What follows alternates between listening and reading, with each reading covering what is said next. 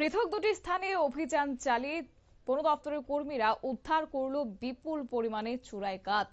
আর রাতের অন্ধকারকে কাজে লাগিয়ে রীতিমতো দুষ্কৃতিকারীরা এইভাবে পাচার বাণিজ্য তারা চালিয়ে যাচ্ছে। অবশ্য গোপন সংবাদের ভিত্তিতে পৃথক দুটি স্থানে অভিযান চালিয়ে বিপুল পরিমাণ চোরাই সেগুন কাঠ উদ্ধার করতে সক্ষম হয়েছে ধর্মনগর মহকুমার চুরাইবাড়ি ফরেস্ট বিট অফিসের কর্মীরা। জানা গেছে বুধবার সকালে প্রথমে অভিযানটি চালানো হয় কলাছড়া ব্লকের অধীন হুড়ুয়া গ্রাম পঞ্চায়েত এলাকায় এবং সেখানে একটি পরিত্যক্ত জায়গা থেকে প্রায় 70 ফুটের অধিক সেগুন টিম্বার কাঠ জব্দ করা হয়। দ্বিতীয় অভিযানটি চালানো হয় এদিন দুপুর দুটো নাগাদ কদমতলা ব্লকের অধীন উত্তর ফুলবাড়ি গ্রাম পঞ্চায়েতের 1 নম্বর ওয়ার্ডের বাসিন্দা আজির উদ্দিনের বাড়িতে। সেখান থেকে বিভিন্ন আকারের প্রায় 200 ফুট চোরাই কাঠ উদ্ধার করতে সক্ষম হয় বনকর্মীরা।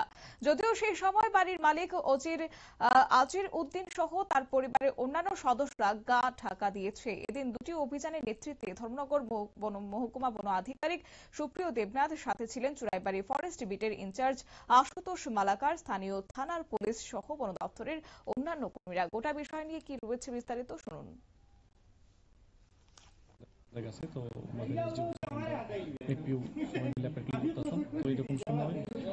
উত্তর হুড়ুয়া এলাকা থেকে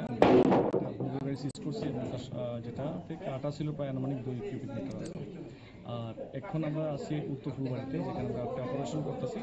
তো এখানে মোটামুটি আনুমানিক 5 কিউবিক মিটারের মতো টিম্বার আছে। এটা আজির উদ্দিনের বাড়ি, উত্তর ফুলবাড়ি গ্রাম পঞ্চায়েত নম্বর 1-এ। তো আমরা এখনো অভিযান চালাইতেছি। তো নিয়ে যাবো কাঠগুলি।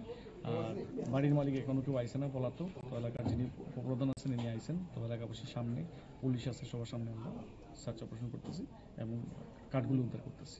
কাঠগুলি অ্যাকচুয়ালি সেগুন আছে এখানে, তারপর কুমা আছে, চামল, স্পিসিস আছে। তো এইগুলি আনুমানিক 5 কিউবিক মিটারের দাম 2 লক্ষ টাকার কাছাকাছি। প্রথম অভিযানটি কোথায় ছিল? প্রথম অভিযান সকালবেলা যেটা আমরা করছি এটা উত্তর হুড়ুয়াতে, কালাছড়।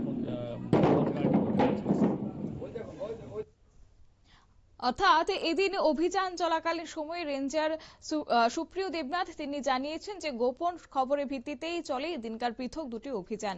এতে প্রায় 3 লক্ষ টাকার সেগুন কাঠ উদ্ধার করা হয়েছে। বন আইনে একটি মামলা রুজু করে দুটি ঘটনার সাথে জড়িতদের তদন্তে নামবে বন বিভাগ।